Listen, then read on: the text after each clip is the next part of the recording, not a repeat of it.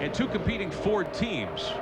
The Tom Gloyd team with the lead right now. The Roush team in second spot. Boris said with one career Trans Am victory, very much wants his second win. Gentilozzi, the leading Chevrolet at the moment, back there in third, the red and black car. Well, look at that train of traffic behind him. That tells you that if they could get around him, they'd pull away. But Paul Gentilozzi's not about to let anybody by him.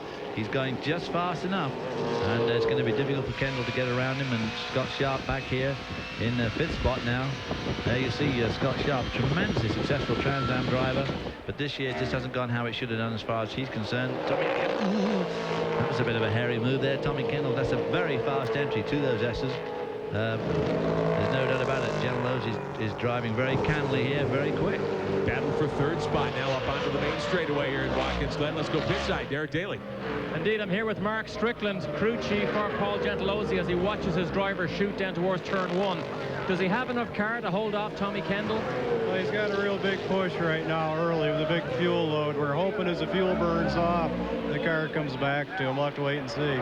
So, in fact, it isn't handling to his liking, so he probably is holding back that train of cars just a tiny little bit, but he's entitled to keep his racing line as he is. I'd say if he's pushing, he's doing a nice job to stay third. Yeah, nice. He's actually started to pull out a bit on this lap, so maybe as he uses the fuel up, the thing pushes less. Because the trouble with that is when it pushes bad. There's John Fergus's car, the 67, teammate to Dale Phelan. That is a real shame. So Fergus on pit road, not a good sign when they have to take the hood off. These Trans Am events are only 100 miles, 42 laps our distance here today, and if you have to pit under green, it pretty much spells the end of your chances of a good finish. Dorsey Schrader, your leader there in the 12 car. The Ray Bestis Mustang set is right behind him. Gentilozzi and Kendall and Sharp, your top five. Back with more after this.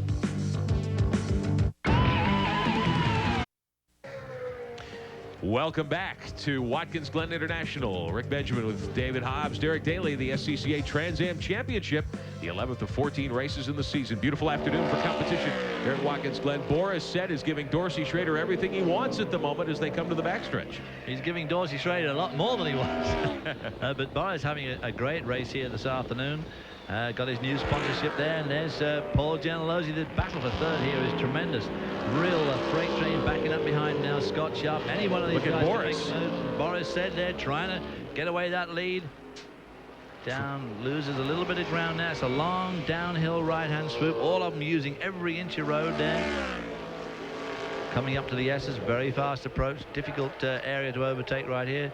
There we see Dorsey Schrader smiling in that little still shot, but I don't suppose he's looking like that in that car at the moment at all. Down the inside goes Boris Said. Said trying to take the lead away from Dorsey Schrader through turn 10 and toward the main straightaway here at Watkins Glen. Didn't quite have it up, but he showed him his fender that time. He did. Dorsey Schrader seems to be quicker out of these corners, and Boris Said's quicker in. So Boris has got to get just a little bit closer to Dorsey if he wants to make that definitive move.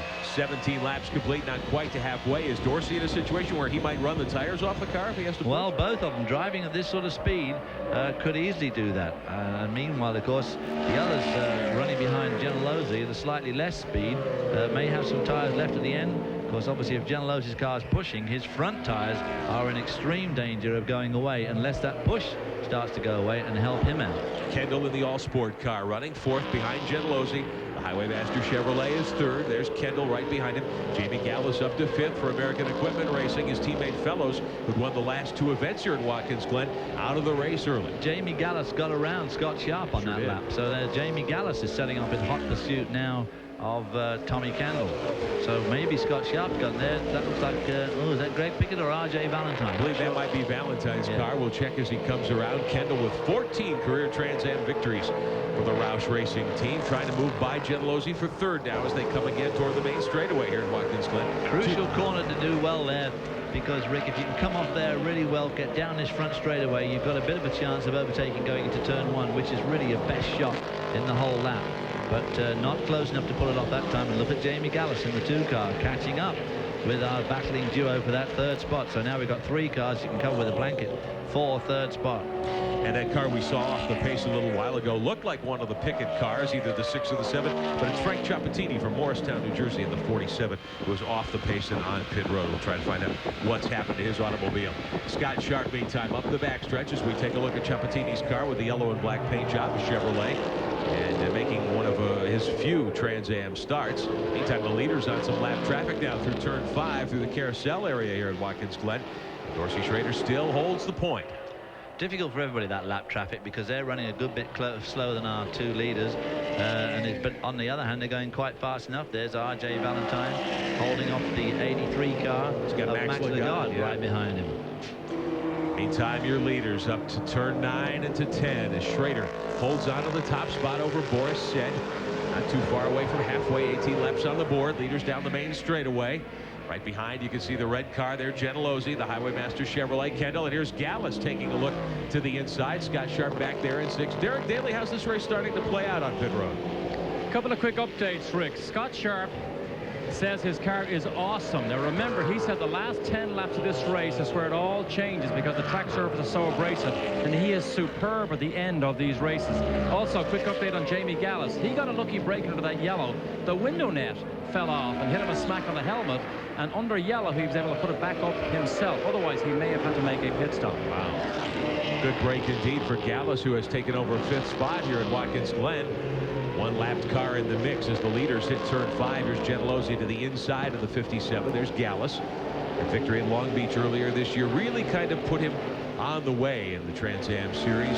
His career may take a turn here in the next several days. He's pretty much indicated he will not be back in the AER stable next year. We're not sure what he's going to do. He says a statement's going to be made this week as to what his future plans are. His dad Rick, of course, a kart IndyCar owner, and whether he moves into IndyCar competition or some other form of open wheel competition, we'll have to wait and see. We'll let you know when we get to Dallas in a couple of weeks. Meantime, leaders going by another one of the back markers down the main straightaway toward turn 1. On board again with Dorsey Schrader looking out the back towards Boris Said in the number 14 car, the white car with their new livery from Pride of Lion. And so he's really driving well this afternoon, which obviously is great for the new sponsor. There's Boris in 2nd spot. David, you've run here many, many times in the past. It's gotten kind of windy this afternoon. Is Watkins Glen a track where the wind can be a factor? Not at this speed. It's got to be a lot windier than this, but no.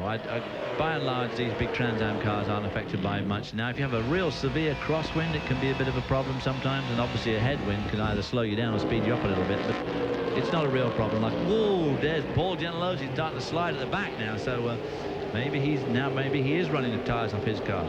Tommy Kendall trying to get by Gentilozzi to race for 3rd out of turn 5 down the short straightaway. Gentilozzi able to hold on to the spot. 2 leaders up in the midst of lap traffic. There's Schrader and Said now getting by some of the back markers. Big field here. 33 cars entered. 31 made the start. Bruce Nesbitt in the floral plate Ford Mustang with the hood off his car. He's on pit road as well. Nesbitt from Chicago. Back in the series. He was at Detroit earlier this year. Dorsey Schrader still leading him down the main straightaway. Gentilozzi making a move around the Sprinkle automobile. We met young Mr. Todd Sprinkle earlier in the broadcast. Gentilozzi is 3rd, then Kendall and Gallus, your top 5. There's Scott Sharp. Says the car is awesome. We take a ride with Scott. We'll see how awesome it is in a moment. Welcome back to Watkins Glen as we take a look at Seneca Lake. The village of Watkins Glen on the shores of the lake. Been an unusual weather weekend. Very warm earlier. It's cooled off. A lot of rain here Thursday and Friday, and a little bit today. But the track is cleaned off nicely, and the skies are pretty much clear. And Dorsey Schrader is enjoying the New York State sunshine and hospitality in the lead as we come to halfway. 21 laps complete. Schrader and Boris Said running 1 and 2. Gentilozzi back in the Chevrolet behind him in 3rd spot. Dorsey at the moment really hasn't had much to worry about here in the early going. No, as you said, of course, tire maintenance is the key in Trans Am racing. And Dorsey looking like he's sliding a bit there. There's the 39 car there. That's Craig Schaefer. He was running pretty well, too. That's a shame. So he spun and lost some places there at the loop at the end of the straight. Obviously overbraked going in there, spun around. Back, no damage by the look of things. Tire management is crucial. And of course, we've still got another 20 laps to go, so a lot of time for these tires to go away. Take a look at what happened here a moment ago. R.J. Valentine in the yellow and black Pennzoil Chevrolet. And the 99 car looks like right behind the 39 of Craig Schaefer. I'm sorry, getting crossed up into the inner loop. Wow, I missed that car of Bob Ruman. Now I think that was the 23 car of Bob Ruman. He had too much brake bias on the back, locked her up going in there, and just spun her around. Now Schrader has pulled away. He's put about 6 car lengths on the car Boris Said. They come up on the Kenny Bump automobile up onto the main straightaway, and Boris able to use that to gain a little bit of the ground back on Dorsey. So Schrader has not exactly checked out at the moment, but he's started to add to his lead just a little as they move to turn 1. It's interesting. Gentilozzi, his crew chief said that the car they were hoping the car was going to come back to him, and it seems to be so. He is actually catching up with that duo dicing for the lead. He's making ground on both Dorsey Schrader and Boris Said. Kendall is sort of shadowing him, but actually lost ground a bit, and Jamie Gallus has lost most of the ground. So it looks like Paul Gentilozzi is in fact picking up the speed here. Let's find out more on pit road. Derek Daly. Team manager for Tommy Kendall is here at Dan Bing's. Tommy has his hands full trying to squeeze past Gentilozzi. If he does do it, can he reel in the two boys at the front? I think we can get by. Catching those guys is going to be a little bit difficult, but we got good enough car to do that. Paul's just doing his normal deal, holding us up a little bit. I think we should remember, too, fellas, Rocket Sports has some of the best engines in the business. And we've got a spin on the course. The 44th, Dominic Toto from Short Hills, New Jersey. Now Maluzio climbing on the brakes there in the 31 car. Toto gets pointed in the right direction. He did a 360. Not in Kansas anymore, obviously. He's pointed correctly and What back a underway. place to spin. I can't believe it. This is those S's up. Oh, and he gets tagged. Wow. Could be Bill Saunders there, who leaned on the 44 car a little on the way by. Wow, and look at this. He doesn't do anything. Boy, there's a boy whose heart is really pounding now. I'll tell you what, mine's pounding looking at it. That could have been bad. He could have carried back and forth between the guardrails there, kept it off both fences nicely, and got the car in low gear and back away again. So we take a ride once more with leader Dorsey Schrader. Schrader in the 12 car out in front. Boris Said, you're looking back at the second place car, the 14 of Said, as they move by another lapped automobile. Boris up onto the backstretch. Sort of took a look to the outside. They're down to the inside, into the inner loop. Here's Boris. He's got it. Oh, contact. Oh, big contact, but he got him. Boris up and over the curb. He's decided it's time to go to the front, and Said now is the leader. Wow, there's a good car control there. I mean, Said's car was up in the air. He's on severe opposite lock, but look how they have slipped back into the grip now of the two pursuing cars. That really lost them some serious time there. Here they are coming. They just passed some track. He gets on the inside. Wow. Dorsey tries to shut the door. It's too late because Boris is well and truly in there, and somehow Dorsey Schrader climbs up. Boris Said climbs all over that curve, and look at this man now. Gentilozzi right behind Dorsey Schrader. 25 laps complete as they come by. 17 to go, and a new leader. Boris Said is out in front in the 14 car out of the Rouse shops, the Lion's Pride apparel car. Schrader second. Here's Kendall with a move inside on Gentilozzi, and the door gets closed. Kendall can't get third spot away with a lapped car in the way, so it's Said now, and Schrader the top two, Gentilozzi and Kendall. Derek Daly, what's going on? Tom Gloy is here. Tom, do we have an uphill battle at the start? I really don't know, Derek. I can't really see anything other than what's here. It sounded like that was a pretty close maneuver. I really don't like to see that during the middle of a championship battle.